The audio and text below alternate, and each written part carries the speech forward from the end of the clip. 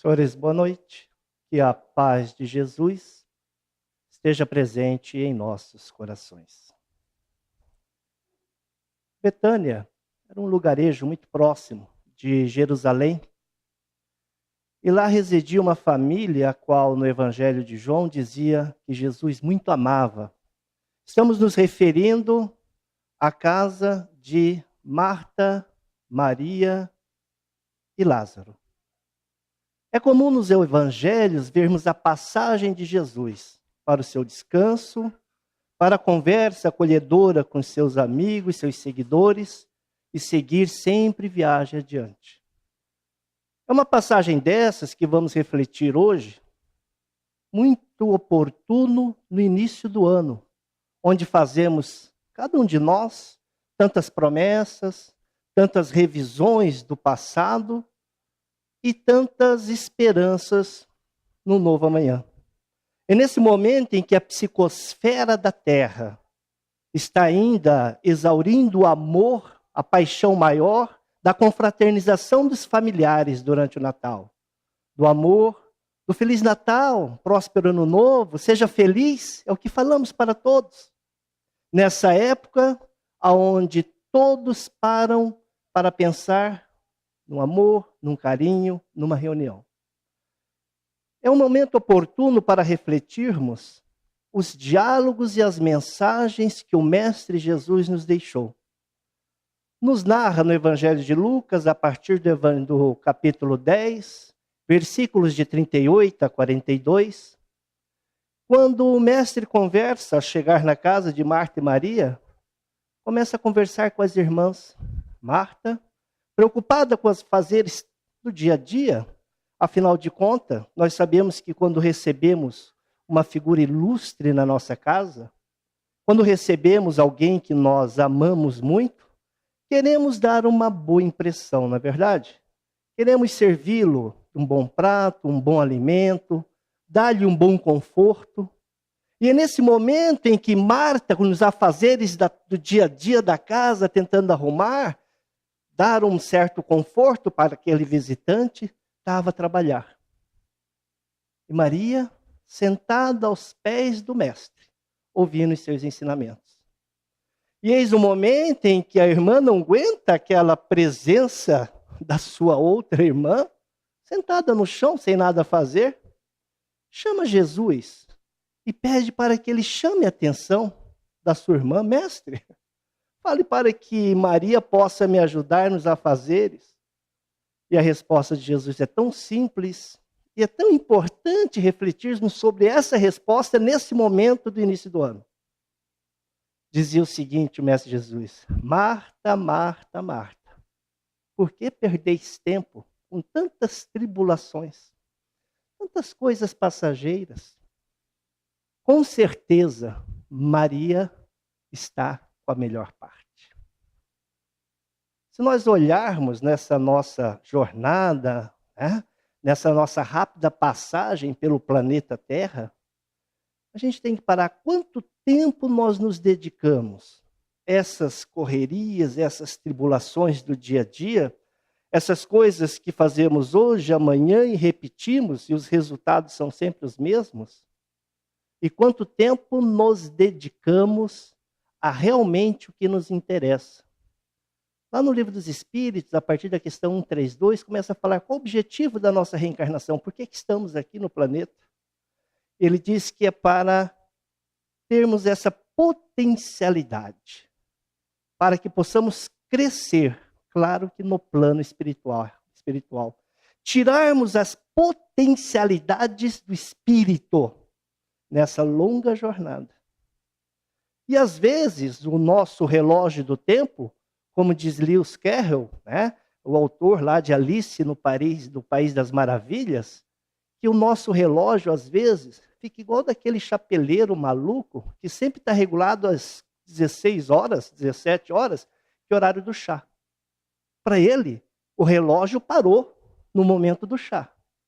Para nós, às vezes, o nosso relógio da vida parou no trabalho, parou no lazer, parou no descanso.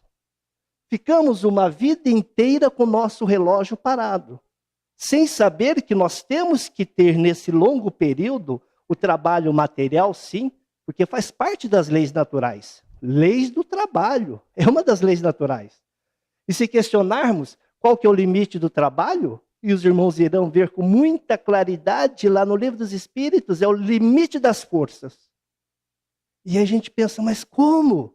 O limite do trabalho é o limite das forças, então teve que trabalhar. Era um pouquinho. Lá também deixa muito claro nessas leis naturais. E começa lá na questão 614, vai até 919, que são, introdução dela, muito interessante, fala o seguinte: é a única lei capaz de trazer a verdadeira felicidade para o homem. E ele só é infeliz quando dela se afasta. Olha só. É a única lei capaz de trazer a real felicidade para o homem. E ele só é infeliz quando dela se afasta. E aí eu pergunto aos irmãos, quantos de nós perdemos um pouco do nosso tempo, nessa régua do tempo da vida, para estudarmos o livro 3º do Livro dos Espíritos, que fala a respeito das leis naturais. E na lei do trabalho, fala também a respeito de 3 tipos de trabalho. O trabalho para o sustento do corpo, para o sustento da família, que é muito importante, sim. É fundamental, sim, nós trabalharmos, porque se nós não conseguimos servir a nem nós mesmos, como podemos servir ao próximo? É fundamental esse trabalho. Mas também tem outros 2 trabalhos. É o trabalho que nós fazemos dentro de nós. É o trabalho íntimo. É o trabalho, como diz Emmanuel, do homem velho com o homem novo. É o trabalho do homem velho, iludido nas paixões, no poder, na fantasia, no carnaval da arrogância, para o homem novo, esclarecido pelo Evangelho.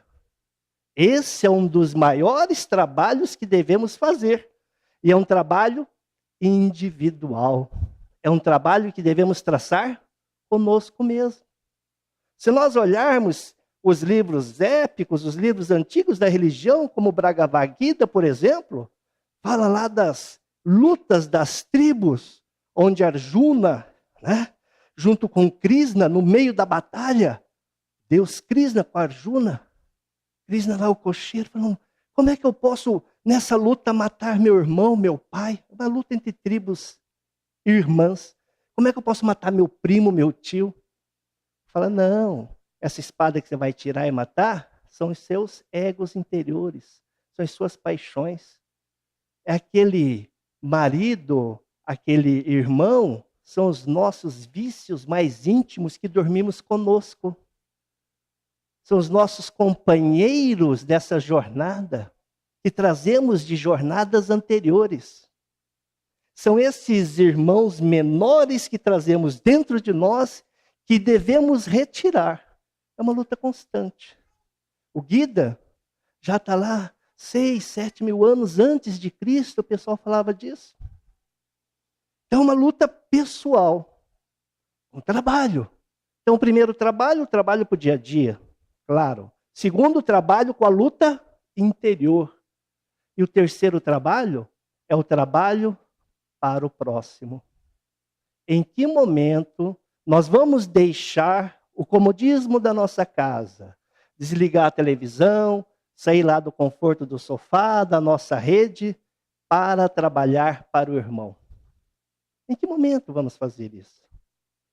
Porque se nós não conseguirmos servir o próximo, se nós não conseguirmos ter a compreensão e o amor lá na família, como nos diz André Luiz, que é o cadinho onde realizamos as experiências que nos habilitará a exercitar o amor fraterno universal.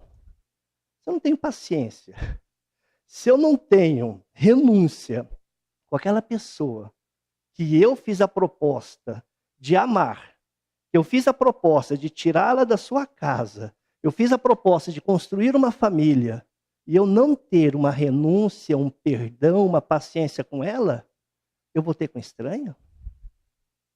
Se eu não tiver um pouquinho de renúncia, humildade, compreensão, com aqueles que vieram no meu lar como filho, com aqueles que vieram do meu lar como irmão, com aqueles que viveram conosco durante o nosso processo de crescimento aqui na terra? Será que eu vou ter essa paciência com a pessoa lá fora? Como diz o grande evangelista, se não amas ao próximo que vês, como pode amar a Deus que não vês? Não podemos. Já dizia o apóstolo Paulo, poderia ter o dom de poder falar todas as línguas, mas se não tiver amor, sou como o bronze que soa e o sino que tine. Ele vai mais adiante. Poderia ter toda a profecia, toda a mediunidade. Poderia ter o conhecimento de todos os mistérios de todas as ciências, conhecimento intelectual. Poderia ainda ter a fé capaz de transportar montanhas. Fé verdadeira. Se não tiver o amor, nada serei. Ainda poderei doar todos os meus bens para serem dados aos pobres. Ainda poderei deixar meu corpo queimar, ser até um mártir. Mas se eu não tiver o amor a mim, a minha família, ao próximo, nada serei. Vejam esse trabalho edificante que devemos fazer. Quando Jesus fala que Maria ficou com a melhor parte, podemos ter a certeza que a melhor parte são as leis morais do Evangelho. Vamos começar lá na Gênesis, onde a origem do universo, na criação do cosmos, onde nós temos em todo o cosmos que nós enxergamos, tudo aquilo que sentimos e vivenciamos, existem apenas 3 coisas: Deus, princípio inteligente e princípio material. O princípio material é gerado pelas leis da física, da química, da biologia. O princípio material tem suas leis. E o princípio inteligente? Quais são as leis do princípio inteligente? Quais são as leis que estão submetidas ao Espírito, que começou como princípio inteligente na origem da criação? As leis que nós, espíritos, estamos submetidos são as leis morais.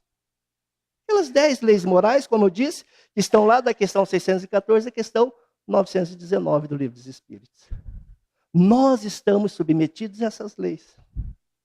Mas que possamos entendê-las de uma forma gradativa, de uma forma simples, talvez sem muita ciência, sem muita filosofia, que também é importante, mas talvez não dê o despertar. Se nós formos, então, buscar as leis morais, porque nós sabemos que o Livro dos Espíritos ele é separado em 4 livros. O primeiro livro fala a respeito de Deus, as causas primárias. O segundo livro fala a respeito da vida e do mundo dos espíritos. O terceiro livro fala das leis morais. E o quarto livro fala das penas, gozos e consolações. Esse foi o primeiro livro lançado por Kardec, não é verdade? Esse livro contém todos os outros. Primeiro capítulo, Deus e a criação do mundo, está na Gênesis. O complemento está lá. Segundo, mundo e mundo dos espíritos, a vida espírita. Está onde? No Livro dos Médiuns. Terceiro livro, as leis morais. Está onde? No Evangelho segundo o Espiritismo. Quarto livro, penas, gozos e consolações. Está lá no Céu e Inferno. Portanto, a obra inicial contém todas as outras de uma forma resumida. Porém, temos que compreender toda a obra, para entendermos as leis de quem? Do Espírito. Já dizia o mestre, tu és infeliz, né? Falei, eu sou a luz do mundo, né? Eu sou o caminho, eu sou a luz, eu sou a verdade. E uma hora fala assim, se és infeliz, não ponha a culpa em mim. Porque nós estamos aqui nessa busca, nessa jornada, e às vezes o nosso relógio do tempo está travado. Aquelas coisas são importantes, mas a mais importante é realizar o crescimento do nosso espírito. Desse meu eu que vos fala, às vezes a gente tem maneira de falar assim, o meu espírito, né? O espírito sou eu. É o Espírito que fala, o corpo não. Portanto, se nós olharmos o Evangelho, vamos pegar a sequência. Eu adoro as primeiras sequências do Evangelho, faz uma reflexão muito bacana. Capítulo 1 do Evangelho segundo o Espiritismo. Já começa dizendo o quê? Eu não vim destruir as leis. Mostrando que o que valia no passado, continua valendo. Jesus não veio mostrar novas leis. Veio trazer um bom entendimento sobre ela. Aí fala a respeito das 3 revelações, sendo a primeira, revelação de Moisés, depois a revelação de Jesus e a terceira, a doutrina espírita, que nós consideramos ser a terceira revelação. Portanto, já dizia o mestre, que a verdade está em tudo aquilo que diziam os profetas. Porém, posso resumir em uma só. Amar a Deus sobre todas as coisas e o próximo como a ti. Portanto, Jesus dizendo, aquilo lá estava valendo e continua valendo. Eu vou dar uma interpretação. Por quê?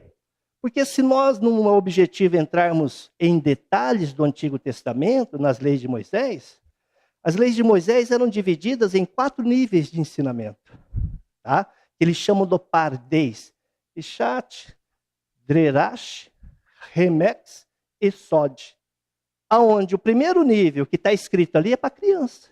Ah, tem um dilúvio, tem um boizinho afogando. Ah, tem a pombinha. Ah, tem aqui o sol que parou. Aquilo ali, gente, é conto como nós temos os nossos contos das carochinhas.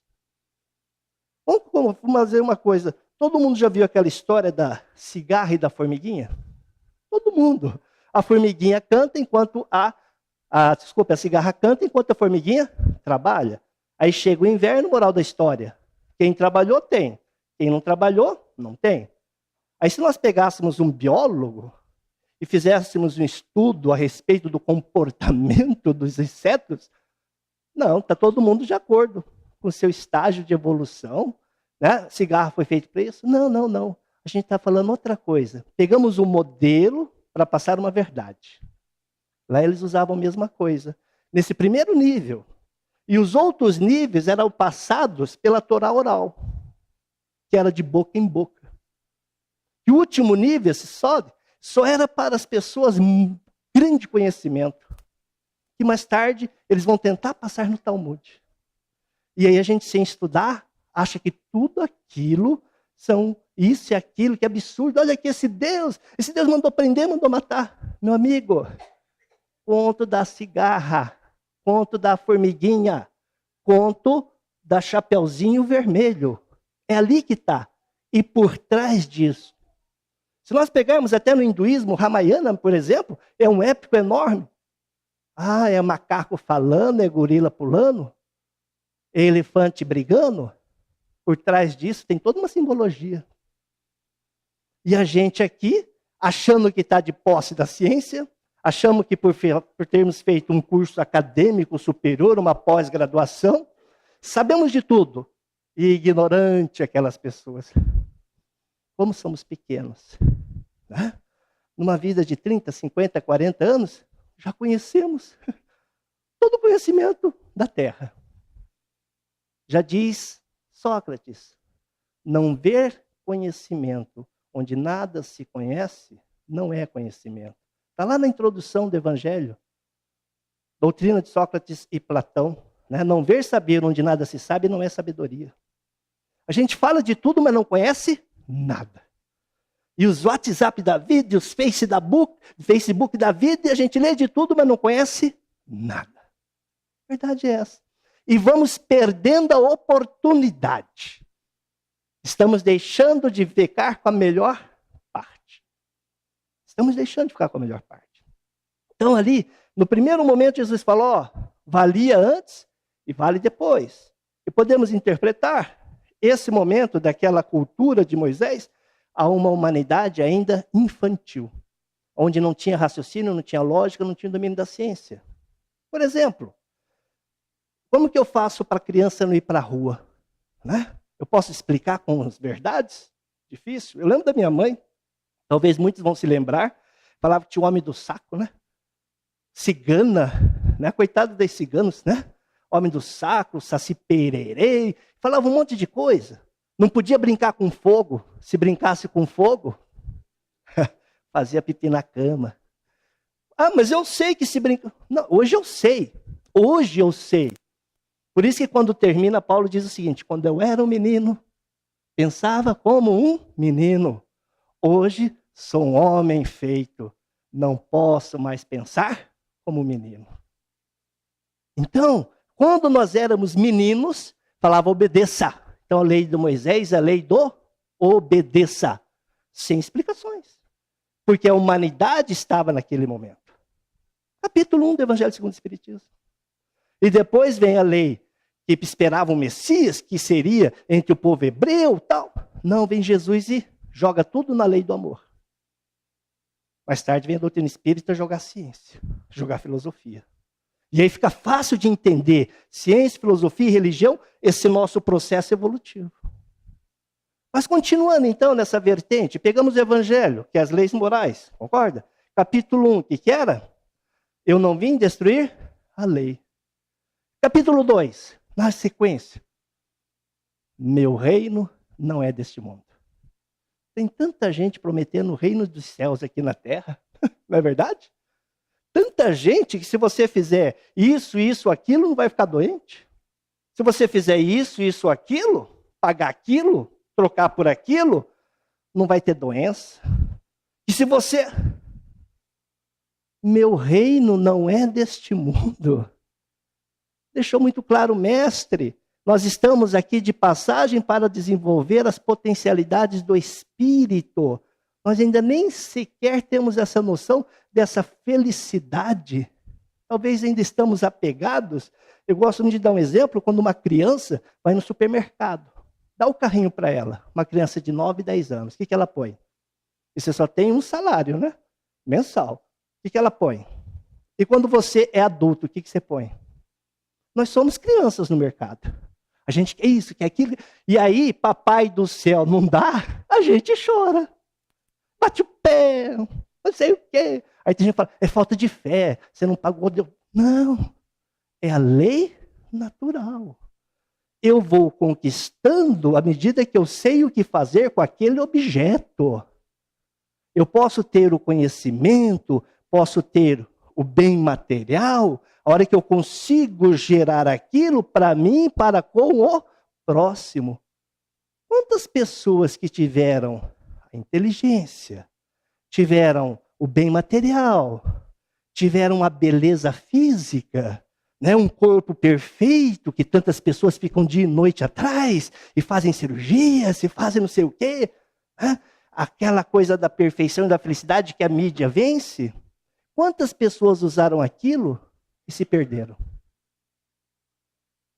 De que adianta ganhar o mundo e perder a alma? Quantos artistas famosos a gente vê aí que tiveram o poder, tiveram dinheiro, tiveram as pessoas que quisessem só fazer isso. E o que elas fizeram da sua vida? Tiveram a oportunidade, mas se perderam. A gente sabe o que é isso. A gente sabe do planejamento reencarnatório. E a gente chora, reclama, sem nada fazer. Meu reino não é deste mundo. Mostrando uma das leis também desse intercâmbio entre os mundos, entre o mundo espiritual e o mundo físico. A doutrina espírita nos diz que temos 3 tipos de mundos. Os mundos físicos, daí a ciência descobriu, tá? Os planetas. Nós temos o mundo psíquico, que é o mundo que nós trazemos aonde? Dentro de nós, e às vezes nós entramos nele e nos perdemos. Nos perdemos. E nós temos o mundo espiritual. Então são 3 esses mundos que estão interligados nesse universo. Meu reino não é deste mundo. Já dizia o mestre. Olha a sequência. A lei continua valendo. Meu reino não é deste mundo. E o próximo capítulo, qual que é? Há muitas moradas na casa do meu pai. Olha só que coisa linda. Ele não falou em reencarnação. Porque para se falar em reencarnação, tem que primeiro falar em pluralidade dos mundos. Porque se não existir pluralidade dos mundos, não existe reencarnação, é um corolário. Faz parte do corolário da doutrina, é uma lógica. Tanto é que Camille Flammarion, já devem ter ouvido falar, né? Foi um estudante de astrologia, tal, astronomia, astrólogo não, astrônomo, né? Que depois que conheceu a doutrina espírita, se encantou, o grande médium que ele era. Lá na Gênesis tem muitos capítulos, né? Usando a mediunidade dele. Há muitas moradas na casa do meu pai, onde ele fala, ó, o universo está cheio, a Terra é um lugarzinho, que a gente vai lá, passa uns 20, 30, 40, 50, 100 anos. Passa um pouquinho, e depois vai adiante. E a gente fica tentando buscar leis o quê? Pequenas. Verdades nossas. Cuidado com as verdades nossas. Eu, por trabalhar em escola, já fiz muito trabalho de coordenação escolar, né? E o que eu mais ouço falar entre os jovens, e o que me surpreende muito, dos pais falarem, é que hoje em dia é normal. Toma cuidado. Hoje em dia é normal isso, aquilo. Como se essa normalidade, né? Estamos falando de algo que tenha surgido em 50, 60 anos atrás, não é isso? Não deu uma geração. Essa normalidade que os jovens falam, que as famílias estão aderindo, essa normalidade no relacionamento dos namoros, do jovem, da jovem, que estão se perdendo nos relacionamentos, hoje é comum. Eu pergunto para os irmãos, ética, moral e valores cristãos é temporal? É comum hoje, não é amanhã? É isso que a gente tem que conversar com nossos filhos. E a ética cristã? Estamos falando de leis, irmãos? Lembra das leis que a gente comentou? São leis com que características? Eternas, imutáveis e universais. Por outro lado, eu agradeço ao mestre, porque o que eu estou aprendendo aqui na Terra vai valer quando reencarnar em um planeta, sei lá onde. O que eu estou aprendendo aqui na Terra vai valer quando eu reencarnar em um universo, não sei quantos mil anos-luz daqui. Porque o que me vale são as leis do quê? Morais. O que eu aprendi na faculdade, né? Das leis da física, das leis disso, daquilo, com certeza, elas podem ser realidades universais, mas são temporais. Com o tempo muda. E quem vê a evolução da ciência percebe muito claro, antigamente a física clássica, hoje a física moderna, a física quântica, todo mundo acompanha, ela muda. Se me perguntarem, qual que é o curso que você fez que você dá maior importância? Curso acadêmico, pós-graduação, não sei o quê? Eu respondo com toda sinceridade. Estudo sistematizado da doutrina espírita. Estudo aprofundado da doutrina espírita. Porque eu estou estudando leis que vão me valer sempre. Estou estudando leis do Espírito. Estou estudando leis universais. Não estou estudando leis que hoje em dia todo mundo faz. Entrai pela porta estreita. Porque larga é a porta da perdição. Já orientou o mestre 2000 anos atrás. Quando tiver todo mundo indo para aquela porta, eu paro. Opa! Todo mundo faz, não quer dizer que é correto. Então, estamos ali, há muitas moradas na casa do meu pai. Fala de planeta de regeneração, fala de planeta de expiação em prova, fala de planetas primitivos, onde detém as primeiras reencarnações, as primeiras encarnações dos homens. E vamos estudar ali, exatamente nesses mundos, a sequência a respeito do processo do nosso crescimento. Só para a gente entender melhor essa luta do homem consigo mesmo. Lá no passado nós estávamos aonde? Nas primeiras encarnações. Vamos fazer um pensamento lógico, matemático agora? André Luiz diz que nós, para atingirmos a idade da razão, tal, começarmos ali leva em torno de 1,5 bilhão de tempos. 1,5 bilhão. Sabemos que a Terra tem 4,5 bilhões de anos.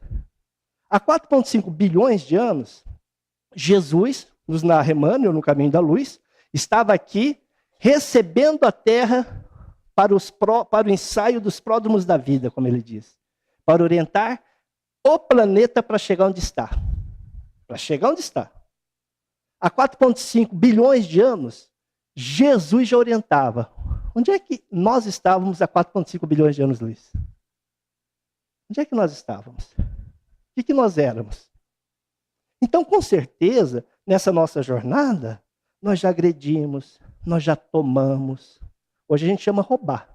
Mas lá no passado das tribos, a gente ia lá, batia e pegava. Não era assim? Lá nas nossas primeiras encarnações, hoje é roubo. Antigamente, você entrava, batia, achava uma pessoa bacana, levava para a tua caverna. Isso aqui é meu. E se alguém achar ruim, eu bato. Agredíamos, tomávamos, roubávamos, matávamos. Faz parte do instinto de sobrevivência. Mas isso quando eu era menino. Pensava como menino, agia como menino. E hoje, se nós formos olhar a nossa longa jornada, nós já deixamos para trás muito da barbárie, mas trazemos ainda instintos bem pequenos. Trazemos ainda instintos bastante inferiores, com relação à alimentação, com relação à sexualidade, com relação ao comportamento no trabalho, com relação ao comportamento em tudo. Porque essa luta que nós devemos fazer com quem? A culpa não é de ninguém, a culpa é de quem? Nós. Nós temos que entender isso, essa culpa é nossa. E aí vem o quarto capítulo do Evangelho segundo o Espiritismo. Olha lá a sequência, né? Não vim destruir a lei, meu reino não é deste mundo, há muitas moradas à casa do meu pai, e aí vem aquele diálogo majestoso de Nicodemos com Jesus. Ninguém poderá ver o reino dos céus se não nascer de novo. Aí ele vai falar da reencarnação. Olha que lógico. Falou da pluralidade dos mundos, e depois vai falar da reencarnação. Está muito claro no Evangelho, a gente tem que estudar o Evangelho, né? A gente às vezes lê, mas não compreende, não para, não volta. Por que isso aqui está aqui, não está acolá? Há muitas moradas na casa do meu pai, depois ninguém poderá vir falar da reencarnação. Diálogo com Nicodemos, todo espírita tira de letra isso. Né? Por que ele vai falar agora da reencarnação? Porque ele falou da pluralidade. E depois vem o quê? No capítulo 5? Bem-aventurados os aflitos. Olha que lógica. Como é que eu vou entender o meu sofrimento atual? Como é que eu vou entender a minha doença atual? Como é que eu vou entender o meu nível intelectual, econômico, social atual? Como é que eu vou entender por que meu filho veio desse jeito, o filho daquele veio daquele jeito, o filho do meu vizinho está daquele jeito? Deus é que fez isso comigo? Deus é que está armando para mim?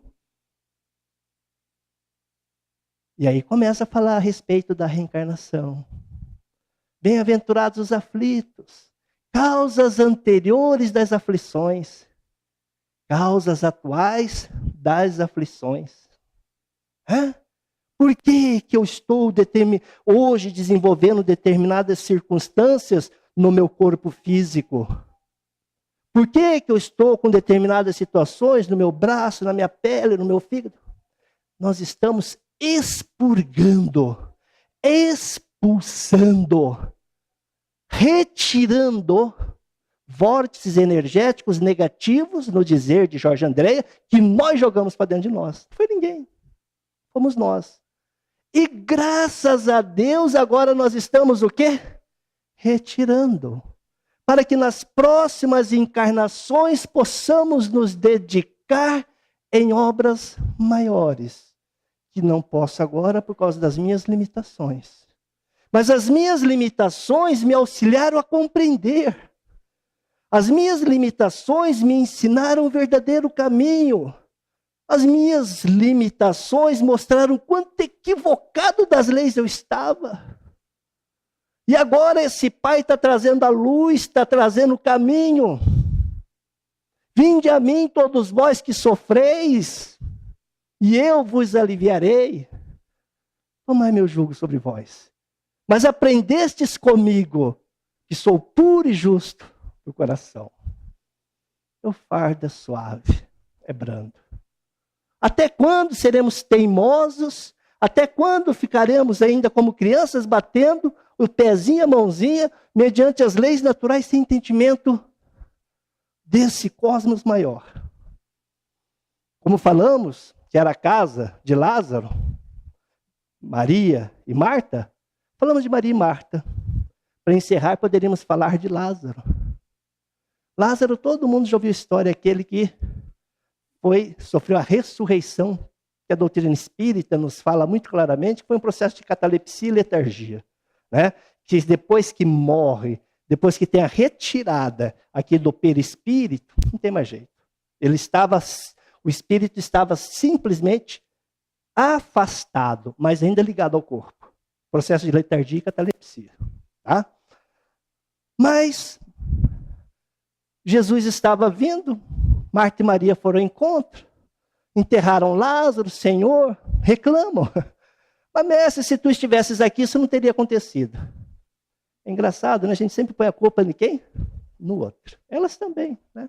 Se você não estivesse aqui, isso não teria acontecido. E a casa cheia. E todo mundo foi lá. Jesus acompanhando. Foi até o lugar onde eles enterravam. Eles não enterravam, na realidade, eles colocavam em grutas e tampavam com pedras, né? Grutas ali, feitas nas encrostas das serras. E aí, Jesus chega, para de frente ao túmulo. População inteira ali, é claro. Tinha curioso, tinha seguidor, tinha inimigo, com certeza. Jesus para ali no meio e diz: para a turma, tirai a pedra. Todo mundo foi reunir, vai tirar aquela pedra, né?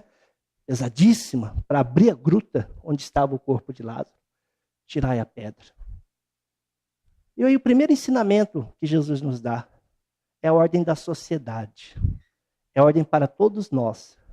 Nós temos pessoas que estão mortas para o espírito. Estão mortas para a realidade espiritual. Só estão vivas para a matéria. São essas pessoas que estão mortas para a realidade espiritual é que estão nessas trevas. Falta-lhe a luz. E Jesus diz: retirai a pedra. Jesus não retira a pedra. Pede para a comunidade. Pede para todos nós. Pede para todos nós. Pela caridade. Aí vem o trabalho ao próximo. Pelo auxílio. Por falar. Por orientar. Por evangelizar. Traga luz. Quando você abre a pedra, quem está lá dentro estava na escuridão. Você abriu ali a porta, entrou o quê? Luz. E quem tem que levar essa luz? Nós. Pelo exemplo, pelo amor, pelo trabalho. Não pensa vocês que vem Jesus e os espíritos superiores vão... Não. Ele já deixou a sua mensagem. Somos nós no despertar desse novo amanhã. Tirai a pedra. É a função nossa. Quando tira a pedra, tem a luz. Imagina, Lázaro lá 4 dias, morto, sem comer, sem dormir, sem beber água, nada. Amarrado, que eles tinham o costume de amarrar para os braços, não sei, que levavam, né? Em panos. Ele para em frente e fala para aquele que está morto, vamos entender, morto para o espírito, né? Lázaro, venha. É profundo isso, irmãos. Aquela pessoa naquela condição, qualquer um de nós sairia correndo, tentaria trazer, né? Mas aquele que está morto para a realidade espiritual, aquele que está nas trevas, aquele que está na putrefação das mentalidades do seu mundo, né? Do seu mundo mental, não adianta a gente querer entrar. Quem tem que sair são eles. Saia. A gente pode dar luz, pode dar o carinho, pode dar o amor. Mas vai depender da pessoa ter a vontade de vir. Podemos mostrar tudo, mas não podemos trazê-lo. Nosso papel é mostrar, é tirar a pedra. Mas ele vai ter que erguer e querer vir. Senão vai ficar nas trevas, vai ficar na putrefação. Saia. Veja. E Lázaro sai. E aí ele fala, desatai-o e deixa-o ir.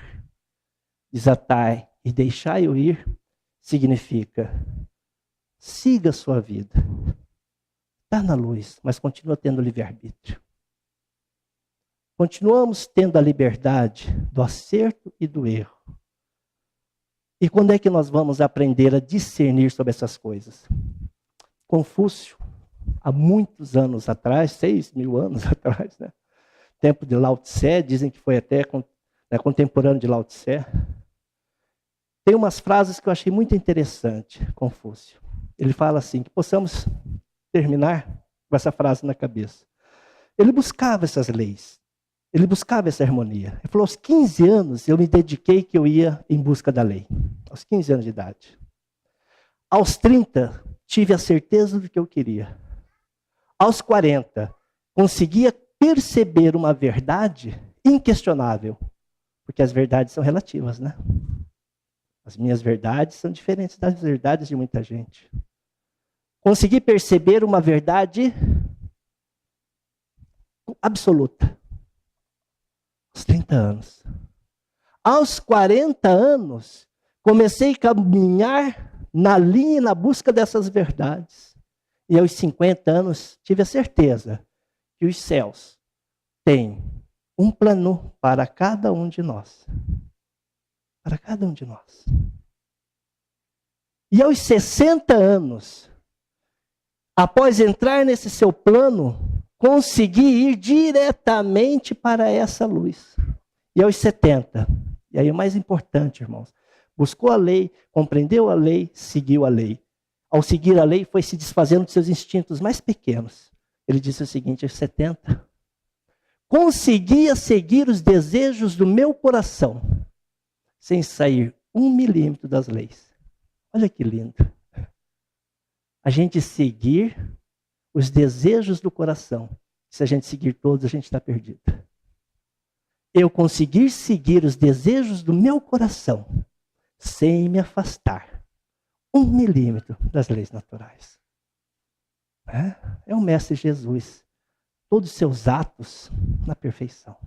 Que possamos refletir, que possamos pensar nesse começo do ano, lembrando sempre da história de Marta e Maria.